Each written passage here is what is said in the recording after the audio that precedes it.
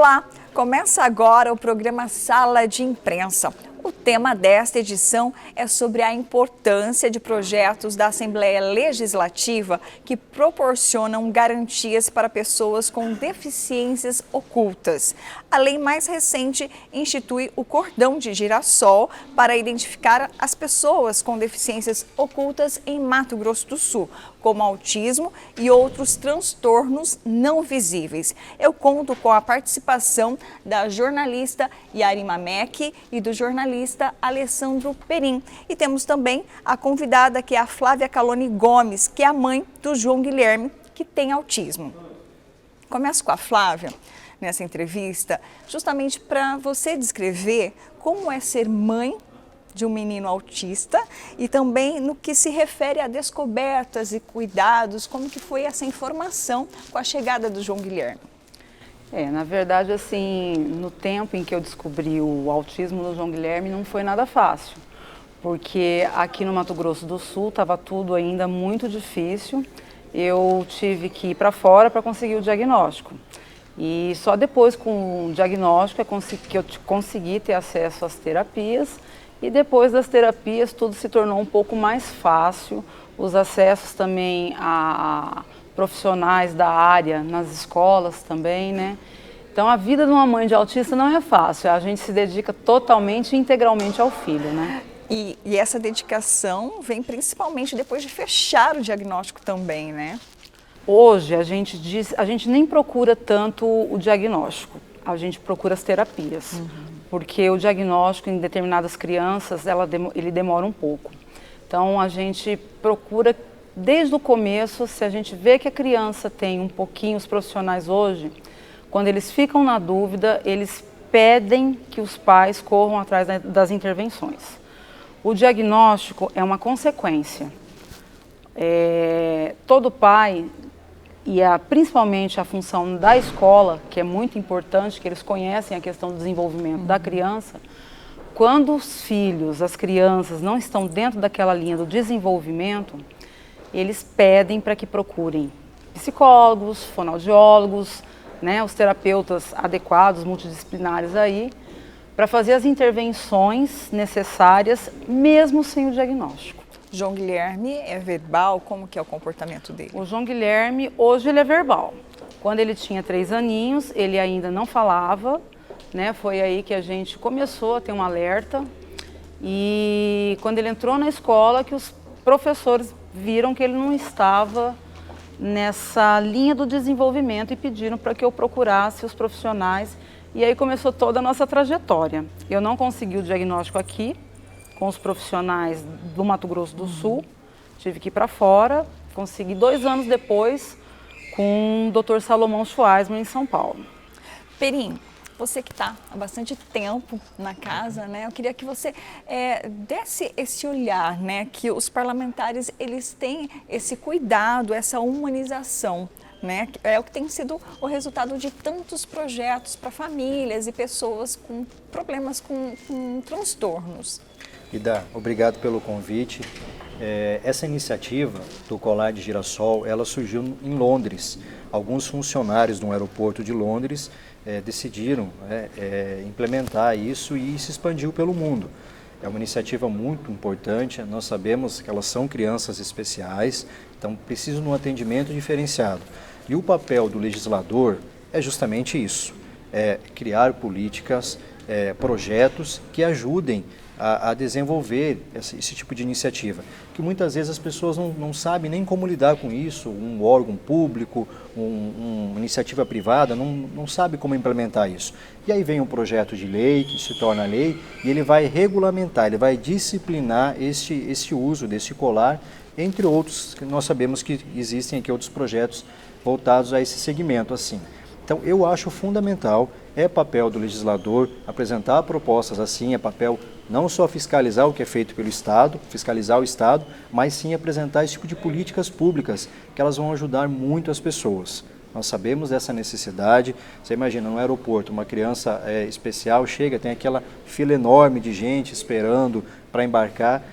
a tendência é ela ficar nervosa, não se sentir confortável ali com aquele monte de gente próxima a ela. Então, essa iniciativa de possibilitar que seja feito esse atendimento antes, ele é muito importante. Eu acredito que faz muita diferença e facilita, principalmente no caso da criança, mas também dos pais, que a criança pode ficar nervosa ali, ter até uma crise. Isso, assim, gera toda uma situação muito delicada. E você conseguindo que esse atendimento seja diferenciado, eu acredito que facilita muito a vida. Ou seja, é um instrumento para a humanização. Sim, sim, é um instrumento para a humanização. Nós temos vários outros projetos nesse sentido aqui na casa, que os deputados já apresentaram, que já se tornaram leis. Então, assim, ajuda, humaniza e melhora a vida dessas pessoas.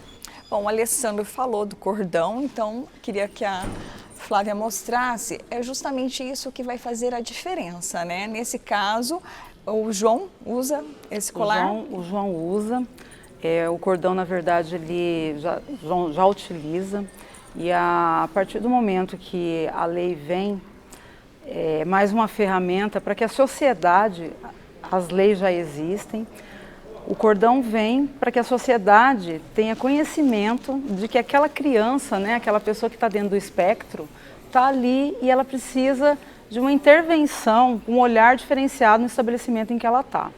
E a gente vê essa legislação também como uma forma de que os estabelecimentos, tanto público, privado, capacitem os seus profissionais para o atendimento para aquela pessoa com deficiência. Não só no caso do autismo. A gente tem outras doenças não visíveis que precisam de um certo olhar, né?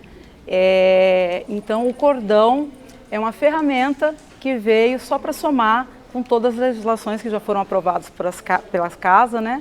E por todos esses entes políticos que só vêm para nos ajudar, nos auxiliar aí na nossa luta. A gente está falando de deficiências não visíveis, né? Déficit de atenção está entre esse transtorno, fobias extremas, entre outros problemas aí que as famílias enfrentam na sociedade. E pior, Flávia, atitudes que julgam o tempo todo, a intolerância das pessoas em locais públicos. Hoje em dia, Ida, eu quero, na situação em que a gente se encontra, das nossas lutas, o que mais dói na gente, a gente luta, a gente faz a nossa parte enquanto pais, mães, mas o que dói ainda é o preconceito. O preconceito, a sociedade ainda não está preparada para acolher tanto as pessoas com autismo como as pessoas diferentes. Você volta para casa física, com uma dor na alma, né, no coração. coração. Uma coisa, eu falo para cada um seja pai, mãe de pessoas com deficiência, mas que não tenha deficiência. Uma coisa é mexer com você, outra coisa é mexer com seu filho. E você já teve essa experiência? Já tive essa experiência. Eu acredito que todas as minhas mãezinhas, amigas, já tiveram essa experiência. Desrespeito, Flávia, com você? Desrespeito. O meu filho, diz a Constituição que todos são iguais perante a lei. O meu filho é igual e ele tem o mesmo direito de que cada cidadão brasileiro tem. Então, o meu filho, ele não tem que lutar por isso. Todo mundo tem que aceitá-lo, como todos os demais cidadãos brasileiros também têm que ser aceitos. E eles são mais sensíveis, né, a esses locais públicos, por exemplo, a questão do barulho, da movimentação. Sim, são muito mais sensíveis. Isso tira o conforto deles. Além do barulho, eles não conseguem esperar muito tempo, né? Então, a gente sempre procura tornar o lugar, a situação mais confortável para eles. E em determinadas situações, como que eu faço hoje em dia por não ter a lei do cordão?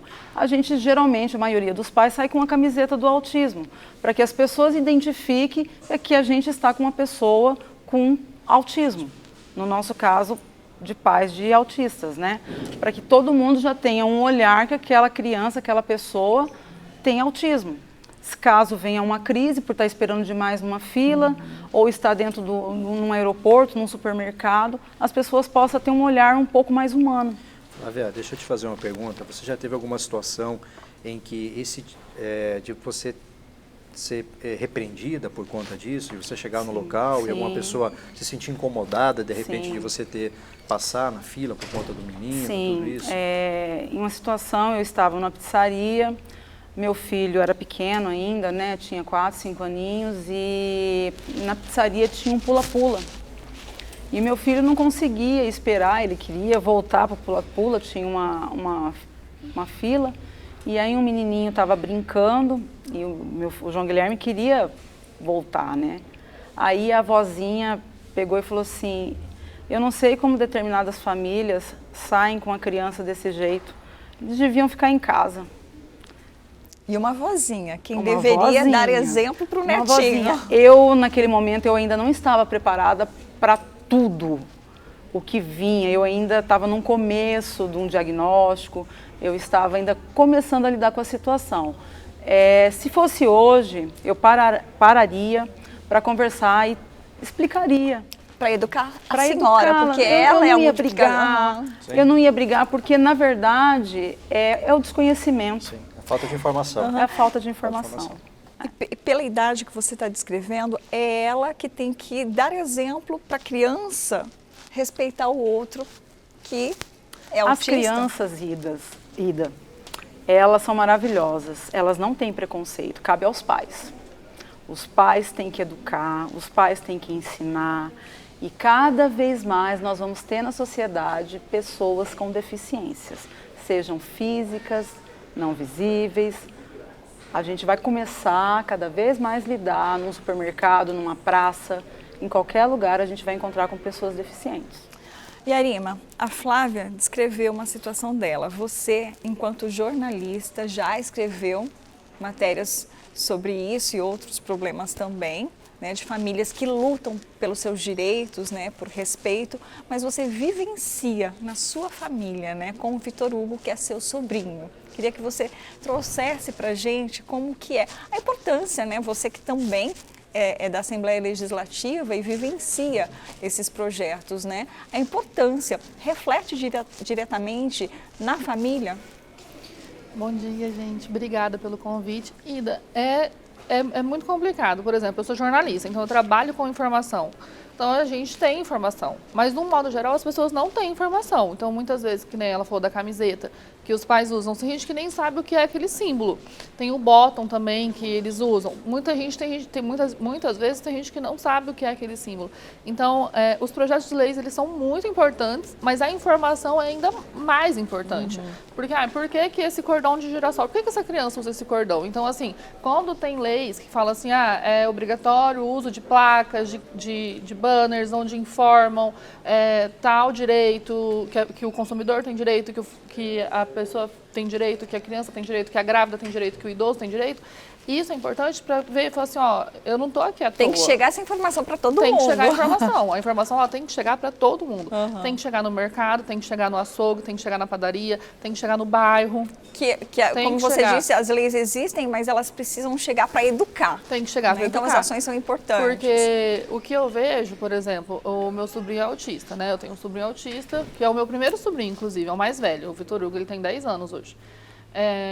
O que a gente mais sofre é com a falta de informação. Ele teve uma crise uma vez, minha irmã tinha saído do médico, estava na frente do Belmar, passando pelo Belmar, fio d'água. E ele teve uma crise e as pessoas olhando para ela, isso que ela me relatou, né? As pessoas olhando como se fosse uma birra, uma criança birrenta se jogando no chão. E não, é uma criança que estava tendo uma crise, um autista em crise. Então, assim, essa é uma situação. Aí teve uma outra situação na escola, onde ele foi proibido de ir num passeio do colégio por conta da condição do autismo.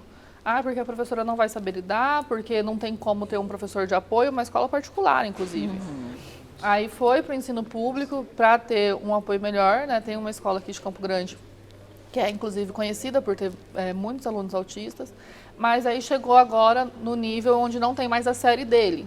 Só que na pandemia, por exemplo, minha irmã sofreu muito com a falta de material adaptado, não vinha. Então ela que tinha que buscar como adaptar para ele não perder. Porque eles são muito inteligentes. Dependendo do grau do espectro autista, a criança é muito inteligente, ela consegue, por exemplo, o verbal, tem os que não são verbais. Eu tenho uma amiga que ela tem gêmeos autistas e eles não são verbais. E ela fala, mãe de autista não pode morrer. Ela fica muito preocupada, porque como que ela vai... Ela fala assim, Ela é eu a tenho medo. comunicação, né? Eu tenho medo. Ela fala assim, por exemplo, eles não chegam contando, ela tem que perguntar. Como que foi na escola? E mesmo assim, é palavras, não formam frases, né? E a minha irmã, o Vitor Hugo tem amiguinhos autistas também, que tem uma que não é verbal, inclusive em alguns momentos ela chega a ser agressiva. E você vê que é uma mãe, inclusive, solitária. Porque nós temos as crianças e os adultos, temos adultos autistas, mas nós temos uma família atrás disso. Então, assim, é você ligar e perguntar como é que tá. Porque às vezes a gente passou por 2 anos de pandemia, então não tem como você ir visitar, até porque o maior medo da minha irmã era o Vitor Hugo pegar Covid e ter que ficar sozinho no hospital, por exemplo. E você está falando de uma situação, a Flávia explanou aqui sobre o julgamento, né, o olhar que julga em local público. E você está falando da discriminação em colégio, onde deveria acolher, ensinar, pegar na mão mesmo. É muito complicado. Hoje a escola que ele estuda é particular e a minha irmã está tendo uma dificuldade muito grande para ele ter uma professora de apoio que fique com ele. A professora de apoio está com ele, mas vai tirar xerox para outro professor. Parece que a professora de apoio não tá fazendo nada ali. É auxiliar de todo mundo. É auxiliar de todo mundo. E não, a professora de apoio tem que ser a professora dele, que fica com ele, que adapta aquele material para ele. Porque ele é completamente capaz de aprender dentro do espaço dele. Mas ele é uma pessoa completamente capaz de aprender. O Vitor Hugo é extremamente inteligente. Se eu falar assim, Vitor Hugo, eu tenho 30 anos, em que ano que eu nasci? Ele vai falar em 92. E rapidamente. Na verdade, eles aprendem, né? Só que de uma forma eles diferente. Aprendem. Todo mundo tem capacidade de aprender. Todos nós temos capacidade de aprender. Uns que mesmo sem o espectro autista ou sem algum outro tipo de deficiência ou limitação, aprendem mais devagar do que eu. Ou ele aprende mais rápido do que eu. É normal isso. Nós somos seres humanos. Não somos máquinas que você coloca ali um pendrive e baixa todo o conteúdo. Todo mundo tem o seu diferencial. Só que tem que ter esse olhar especial. Você estava falando sobre essa questão de preconceito, indiferença. Eu trabalho num projeto social e no sábado de manhã eu cheguei e tinha um rapaz quase do meu tamanho, mas a gente vê que ele é bem mais novo, né? E ele estava sentado assim próximo às crianças e ele tentava interagir e as crianças não conversavam com ele, de repente todas elas saíram. Eu estava assim, observando e aquilo me chamou muita atenção. Confesso até que eu fui para uma sala chorar um pouco por conta do que eu vi. E aí sim, um dos nossos diretores falou assim, calma, vai lá, pega ele, você, e leva ele para ajudar a fazer alguma coisa, ensacar pão, ajudar de alguma maneira. E eu fui e fiz isso. E aquilo me causou um bem muito, muito grande, assim, eu senti meu coração confortado com isso. E esse menino, ele vai todo sábado nesse projeto que nós temos lá. E assim, hoje ele já faz aula de karatê, ele já vai ajudar a ensacar o pão para a gente fazer a doação, às vezes ele fica na portaria ali, acompanhando. Então é uma questão de você introduzir também essa pessoa. A sociedade. Ajudar ela de alguma maneira. Ajudar de alguma maneira. Então quando ele chega, a gente já, meu amigo, vem cá. Então assim, coloca ele para fazer alguma coisa. Nós temos várias atividades na casa, então ele já faz parte disso.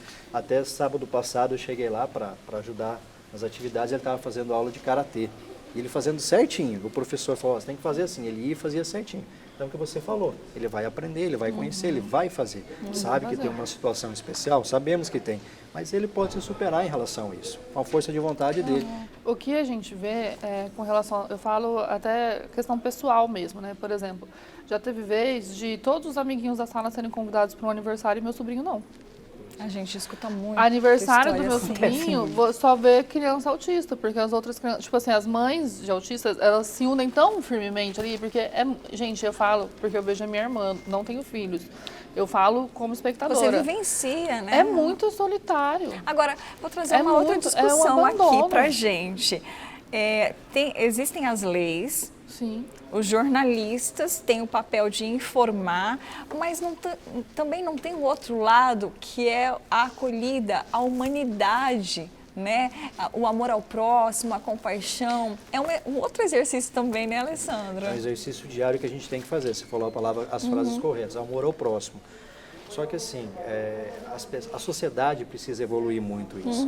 Hoje a sociedade está muito preocupada com o eu ter, eu conquistar, eu fazer. Muito egoísmo a gente vê. Assim, o eu amar ao próximo, às vezes é deixado de lado. E numa situação, uma criança dessa, você tem que amar ainda mais, dar amor, dar acolhida, abraçar, conversar, entender a própria família. Como você disse, é muito triste. Imagina você numa escola, seu filho numa sala de aula, todos os coleguinhas são convidados e ele não é convidado, certo? A mãe deve sentir uma dor muito grande, a criança. Então, assim, é uma questão de mudança de paradigmas, de se interiorizar e mudar a forma de ser. Falo, pô, peraí, acho que não é por aí que a gente vai fazer uma sociedade melhor. Se você quer ter um mundo melhor, um mundo evoluído, com pessoas melhores, você tem que fazer isso. E isso reflete muito. Como a gente tem na família, eu tenho uma sobrinha que é 2 anos mais nova que o Vitor Hugo, a Beatriz. Então, ela cresceu com o Vitor Hugo. E aí, no caso, chamou a nossa atenção o Vitor Hugo porque a Beatriz começou a falar antes dele. E ele é 2 anos mais velho que ela. E aí, nessa fase de desenvolvimento. Né? E a Beatriz, quando ela era pequenininha, ele é muito repetitivo, né? Então, às vezes, ele repete várias vezes. Vamos brincar, vamos brincar, vamos brincar, vamos brincar. E ela falava, eu já entendi, daqui a pouco a gente brinca. Tipo assim, aí a gente começou a explicar. Ó, o primo tem autismo, o primo, né? Você começa a introduzir a criança ali naquele meio. A Beatriz, na escola, ela era a única que brincava com uma amiguinha autista. Olha só, é o exemplo, Porque ela Porque tem ela a família, tem a família. né? Aí quando teve uma vez que esses gêmeos, que é de uma amiga minha, que eles têm um espectro, eu não sei se é elevado, ele tem um grau um pouco mais alto de autismo. Hoje a gente fala em níveis, né? Níveis. Nível 1, nível 2 e nível 3. Ele tem um comprometimento maior, os meninos, os gêmeos. Quando eles estão lá em casa, inclusive um entrou em crise e tal. E eu falei, não, Bia, que eles são iguais ao Vitor Hugo. Ela, eles são autistas. A pessoa já tem informação. Desde pequenininha. Ou seja, é o que eu tinha falado. As pessoas têm informação, a informação chega, mas depende de cada um. E falando nisso, a gente vai ilustrar com a reportagem do Diogo e do Pedro Luca, que descreve bem essa situação. Vamos conferir na reportagem. Diogo vivencia de perto os constrangimentos em locais públicos. O filho Pedro Luca, de 14 anos, tem autismo e juntos são muitas situações enfrentadas por eles. Ocasiões desnecessárias, justamente por conta do olhar da sociedade, que julga, é o que descreve o pai do Pedro Luca. Mais recentemente foi no supermercado que eu estava na fila preferencial para os autistas também, né? Tem a placa, tem o símbolo do autismo e chegou uma pessoa e queria entrar, e entrou na minha frente. Só que quando ele entrou na minha frente, eu dei espaço para ela e eu perguntei, falei, o senhor vai ficar na fila? Aí ele falou, ele só olhou para cima e olhou a placa. E eu falei assim, não, peraí, não é isso que eu entendi. Aí eu olhei assim e falei, meu filho é autista, é por isso que eu estou aqui na fila. E aí ele deu a licença e eu continuei na fila. Sorte assim, se eu tivesse com cordão, se meu filho tivesse com cordão, ele não ia passar por esse constrangimento e o rapaz ia ver que ele tem direito a estar ali, por isso que eu estava ali. O colar de girassol é um instrumento para identificar as pessoas com deficiências ocultas e justamente afastar o preconceito de quem sente na pele todos os dias a discriminação. O cordão se tornando parte da legislação estadual faz a diferença, mas é preciso campanhas educativas para que todos conheçam de fato a funcionalidade do cordão de girassol. É o que pontua Flávia Calone, que também tem um filho autista. A gente espera que isso seja de conhecimento de toda a sociedade, porque para a gente construir um mundo melhor, a gente precisa ter a sociedade junto com a gente, porque essas crianças, esses jovens e esses adultos cada vez mais estarão circulando no meio da gente. De um lado, a estampa de deficiências ocultas, do outro, o colorido do quebra-cabeça que identifica que Pedro Luca é autista. Ainda mais assim, o meu filho que é um autista não verbal, ajuda mais ainda, né? Que se caso ele não estiver comigo, a pessoa vai olhar ele, consequentemente o cordão, e vai saber e vai ver que é uma criança especial. Flávia, isso não é só a realidade do Vitor, do João, muitas famílias, né? Essa proporção de crianças, de bebês que nascem com autismo, está crescendo essa proporção. Olha, está assustador. Eu faço parte, posso dizer assim, que de todos os grupos de autismo do Mato Grosso do Sul. A gente ainda não tem, né, um censo aqui ainda no Brasil, a gente está tendo agora esse ano, mas a gente tem uma fonte segura que são os Estados Unidos. Final de dezembro agora, a gente fechou com a cada 44 nascimentos um autismo. Saiu agora uma outra pesquisa recente também nos Estados Unidos, que eles não tinham levado em consideração os adolescentes até 18 anos. A última pesquisa é para cada 30 nascimentos, um autista. E nesses grupos de autismo, todo dia nós temos 5 pedidos para inserção de novas pessoas com diagnóstico. Então, a gente vem alertando, temos feito o nosso papel, porque lidar com a criança autista é um pouco mais tranquilo. Essa criança cresce. Você esteve lá na AMA e eu falo assim, lá na AMA a gente não dá alta e a gente não consegue atender todos os adolescentes, né? E adultos, né, que estão na fila de espera. E aí eu fico pensando, nós temos uma estatística no Mato Grosso do Sul aproximada de 8 mil autistas. Onde estão esses 8 mil autistas no estado? Né? Então a proporção só tem crescido. Não visíveis, está aí, né? Não. Não visíveis. Escondidos. Flávia, para quem está acompanhando a gente de casa, onde pode comprar esse cordão e se você tiver o contato da AMA para passar? Nós estamos telefone. lá na AMA, nós temos em alguns grupos de WhatsApp, né? As famílias que são do meio sabem que tem. Na internet também nós temos. Mas a grande intuição, né, o intuito do cordão é que toda a sociedade entenda e compreenda, né, a questão do cordão. E o telefone lá da AMA é o 3325-5135. A gente também tem o Instagram da AMA Campo Grande. A gente fica ali na Avenida Bandeirantes. Estamos abertos para visitação. Uma quadrinha ali antes da Afonso Pena. E a gente conta com toda a sociedade para conhecer um pouquinho mais do autismo. E é muito importante isso que vocês estão fazendo. Eu agradeço a Ida, que já se tornou uma parceira. A Assembleia, os deputados são nossos parceiros. Tudo que a gente manda em termos de projetos, essa casa tem nos acolhido, nos abraçado. Então eu agradeço aqui publicamente, pessoalmente aqui. O atendimento lá é de segunda a sexta? De segunda a sexta. De manhã e à tarde, todos os períodos. Com uma equipe multidisciplinar. Multidisciplinar. O espaço é maravilhoso, né? O espaço, ele tá bom, mas ele precisa crescer. A gente está em busca aí do Polo 2 para atender principalmente essa faixa etária dos adolescentes e dos adultos, né? E aquela onde você foi lá, que é onde a gente está, ficar só para os menores. Vai conseguir, se Deus quiser. Vamos, em breve. Vamos sim. Bom, a gente vai caminhando para o final, as considerações finais dos colegas. Vou fazer um pedido para quem estiver assistindo, gente. É muito importante a conversa. A gente tem melhorado muito o diálogo entre as famílias, mas acho que tem que aumentar ainda mais. E o olhar para o outro. Você fala muito em empatia, mas vamos exercitar um pouco essa empatia, porque é muito difícil. Eu vejo que até mesmo o meu próprio sobrinho em aniversários, tem até pessoas da família que não vão. Entendeu? Então, assim, às vezes a mãe tá lá levando o filho em vários especialistas e tem alguém para falar assim, seu filho é doente porque você leva em muito médico. E não, gente, a pessoa tá lutando, a pessoa tá buscando ver o que tá acontecendo, o porquê. Errado é quem não leva, né, gente? Tem que buscar informação, então eu peço às pessoas isso. Exerçam empatia, busquem informação. É como diz o ET Bilu, né? Busquem conhecimento. A gente brinca, é um meme, mas assim, busquem conhecimento. Busque o que precisa. O que tem de diferente em mim e o que tem de diferente no próximo. Todo mundo é diferente. Obrigada, Ida.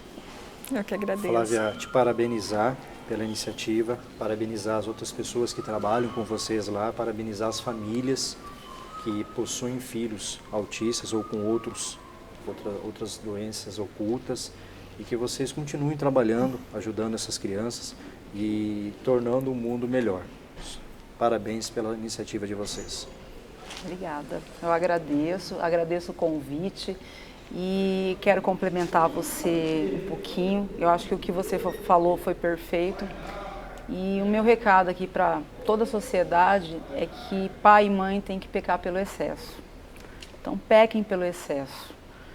quando um filho pequeno tiver alguma coisinha, não fala dentro da idade correta, vai atrás.